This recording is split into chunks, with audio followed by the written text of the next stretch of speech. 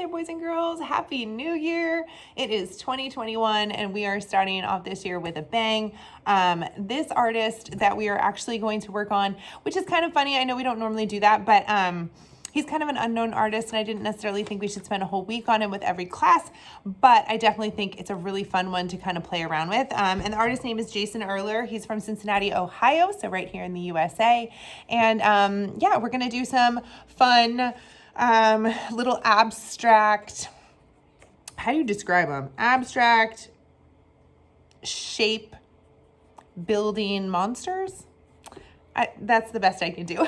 Okay, so this is watercolor paper, but you could use any paper, and I just cut it down to a square. This is 5 inches by 5 inches. Your parents could certainly help you, so if you need to pause and have them do that, you can. But you could also just take a normal, size, well, this is actually a small one, but just a piece of paper, and you could just draw a square. It does not have to be perfect, but because I have the cutter out and it's easy, I figured I'd just go ahead and do that. So we're going to use this. We are going to use a pencil or a like dark colored pencil. I might, or even just a colored pencil. This is abstract. So I might even use like a purple or something interesting. So yeah, that and our watercolors, and we are ready to go. All right, let's get started. All right, guys, here we go. So I have my little paper. It's a little smudgy on the proper side. I guess I could use the other side. Who cares? And I'm not using silver. I was going to use gray instead of a different color, but you could literally use anything. This is contemporary abstract art. So whatever color you want to use. First things first, we're just going to make a nice big circle, and I'm not doing any of my normal stuff to try and, make it perfect because honestly, doing it inside a square, you already kind of have a visual guide, so don't get stuck on that.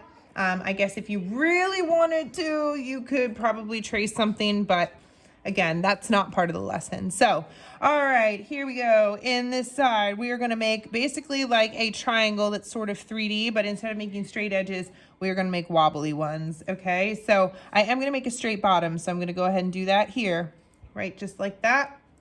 Ready? Wobbly, wobbly, wobbly, wobbly, wobbly, wobbly. Maybe come to a point. Wobbly, wobbly, wobbly. Right?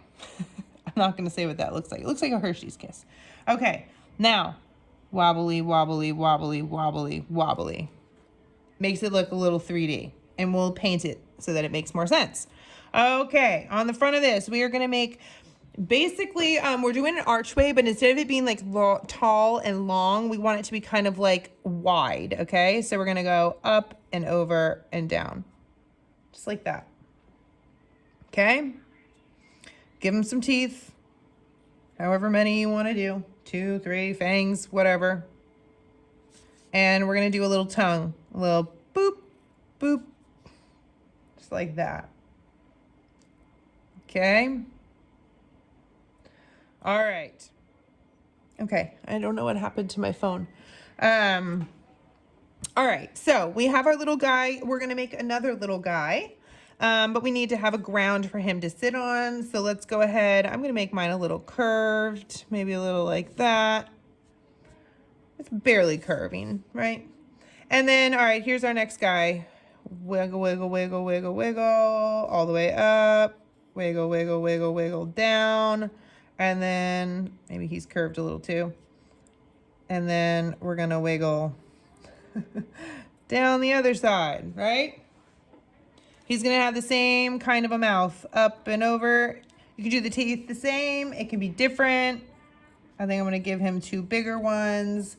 And then he's going to have a mouth, but I'm going to have it going the other way. A little bump, bump. They're both like, ah. Right? Jason Erler's art is so fun. Okay. All right. So here's the deal. They're going to, we could have done this with pencil and erased our guidelines and everything, but we're just going to paint over it so that you can't really see it. But we're going to take their eyes. He has them connecting with this like beam, arched beam of light. Okay. So what we're going to do is we're going to draw kind of like a backwards C here. That's like his eyeball. And facing that, a correct C. Do you see that?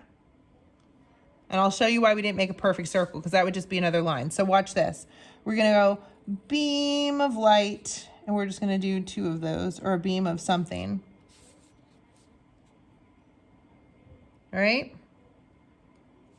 And then we can just connect that circle so that it looks like the beam is actually coming from inside. Oop, I should have connected those all the way. Boop, boop, boop. See? And then we connect it there. There we are. And yes, we know it's cut off, but we're gonna just color the whole thing. And what we can do is what I'm gonna suggest right now, and we're going to shade it, because that way, and you can use whatever color you're using, but if you wanted to switch to just a darker, it doesn't have to be a black or a gray. It can be, you know, a dark blue or whatever. But we just shade that, and that way it's lighter towards the middle, so it looks even more like a little arc, okay? We're also gonna do some other shadow in here, so it's gonna look cool. All right, so let's add another little archway over here, just because Jason Erler does. And then he has a really cool lock thing in here, so let's try that. We'll do like a little loop, kind of like the head of a person, and then a little kind of 2 diagonal lines going out and a straight bottom. That was fairly easy, I'd say. And then he put lines of clouds up in the sky, which is awesome. But for the sake of time, how about we just do a couple? So we'll do a little boop, boop with the straight line. I like them kind of coming from behind. You see that? You don't have to make them all the same. We'll do them like that. Maybe a couple, maybe 2. You could do more if you wanted to, but I'm just gonna leave it with the 2. All right, and we're ready to paint. All right, so you already know that I always say do the gray or blacks last, and we are going to make, I suggest that we make our little monsters. I was like, what's the word? Are they pyramids? Are they monsters? Our little monsters in some like grays and blacks. So I'm gonna go ahead and start in the background so that we make sure that that dries before we wanna move on. So I'm gonna do blue. But again, this is abstract, so you do not have to do exactly what I'm doing by any means. But it is obviously the sky, so I'm just gonna go with blue.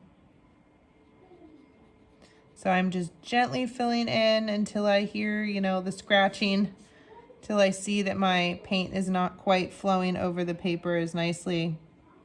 And it is going to work a little bit nicer on this for me than when I use regular paper, because I am actually using watercolor paper today, mostly because I had pieces the correct size.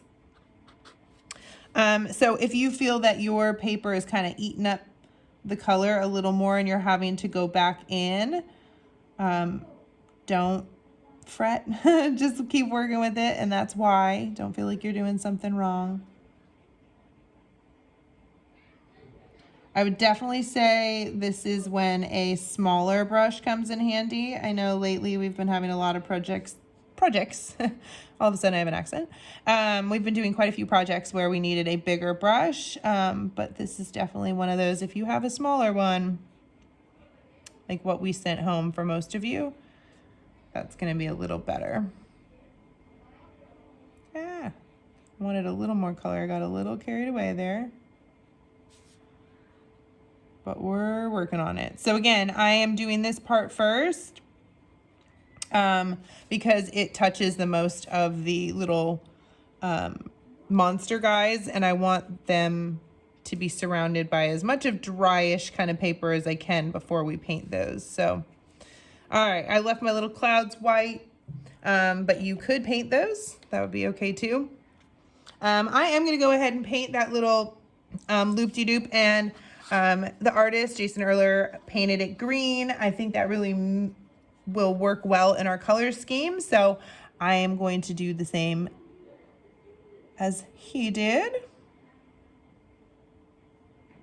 All right, and with that shading, even though it's the only place in our artwork that we have pencil shading, It's not going to be the only place that we have shading, because we are definitely going to do some shadow on those monsters as well, like I said. So you can do green, like I said, or not. I'm also going to do the mouth and a little bit of that kind of reddish, not exactly red, but sort of red color.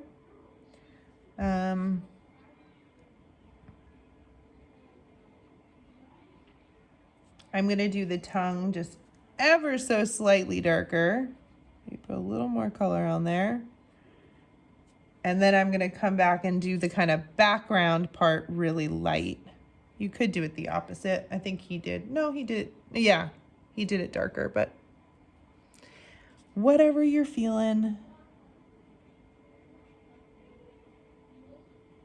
I'm doing it right away because it's okay if it kind of bleeds a little bit. It's all the mouth, right? But if I really wanted these two to be two distinct colors, I would not want to do it right now, right? But it's okay. There we are. We're working through it. You can go ahead and make your ground any color. He had a lot more things going on in the ground that I decided that we needed to do because there was a lot of lines and stuff. But he had yellows and oranges happening. So I am going to make kind of a yellowy orange as a, ooh, I didn't wash my brush very well between those two.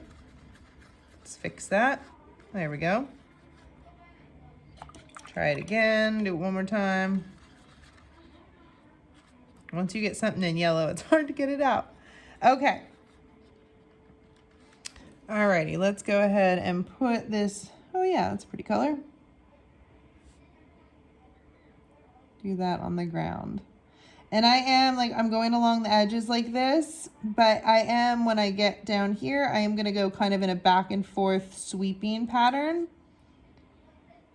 Again, not around those little edges, but kind of like what we were working on in the beginning of the year, and just working on kind of tracing things so that you have a bigger border to work in, right?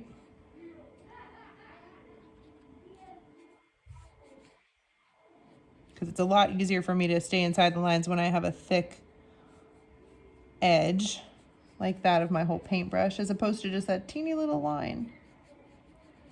All right. I kind of like how it's going from darkest to lightest as it makes its way forward. All right, so next so that this video isn't like a million, like it's gonna be such a huge file, but I'm gonna go ahead and paint my lock and do a super, super, super light background on there and let my little monsters dry, and then we will come back and do those. All right, so feel free to keep painting and listen to the next steps, or you can go ahead and pause it. So be back with you in a bit. All right, you guys, so I have gone ahead and put a little bit of watercolor on the background, and I went ahead and did my little, I don't know, door with a key here. And now let's go ahead and tackle these little pyramid monsters. So what I want to do is I'm going to take a black. I actually don't even need to put my paintbrush in there because I have enough in my little top right here. But if you didn't have any, you want to grab just a little bit. And when I say a little bit, we want a gray. We are not looking for black. So I'm really watering it down till it's pretty light. And then look at my paintbrush. I don't want it to where it's dripping, okay? I want just a very, you know, the brush is wet, but it's not soaking, okay? And I'm just still scared about how dark that is. Okay. Nice and light. This is gonna go on our far side. So not on the front where the face is, but on the far side. Okay. And again, if you're not using watercolor paper, you may have to dip twice. Watercolor paper doesn't quite absorb the same way, so I can get a little more coverage with one go, right? There we go. Okay. Now, I'm gonna grab my other palette that you guys have, because this is definitely the purple I want. I'm not even gonna really wash my brush off. I'm gonna keep it with that gray on it, but I am gonna go right into my purple. And if yours isn't like black, it should be fine. Don't worry about it mixing. They're such a close color combo. And then I'm gonna come in with my grayed out purple. It really is just purple. I mean, you just had a tiny little bit of gray on that brush. But I'm just really carefully just gonna fill that space in. And because these two colors are so close in color, that gray is really going to read as it's this purple's shadow, because this purple isn't as purple as, like, you know, this purple down here, right? Purple, purple, purple. How many times can I say that? But even for this front one, I'm not gonna worry about like adding more gray to my brush. Like, it's already so close. Now, if you are using a palette that is not the one that came from school, you can get this color. If you wanted to make this color of purple and all you had was like this color of purple, you could add a little of that purple to a little bit of red, little tiny bit, right? And a little tiny bit of gray. And if you mix those all together, you will get this purple. You just have to use a lot of water. If it's too bright, then you just got to really use a ton of water, right? Okay, so just like that. And then for inside your little eyes, you can kind of do whatever you want. I kind of feel like I'm feeling bright yellow. Oh, you know what? He did use yellow. I wasn't even looking back at that. There we go. Whoop. I probably, oh no, okay, I can fix that. Probably should wait till they're just a little more dried up than I did, but wash the brush off real good. I can fix that. I just had a little bit too much water. If you do that and you go onto your paper and it kind of bleeds a little bit, just meant you had too much water on your brush. And as you can see, I'm just kind of, I cleaned my brush off and then I'm just blending it. I might even have to go back in with a little more purple around my little oopsie. But it's no big deal. That's one of the beauties about watercolor, is like it's really forgiving, right? So watch, I'll even do like an accidental, this will be my last little thing since we're basically done. But if I just accidentally went like, oh, can you even see that?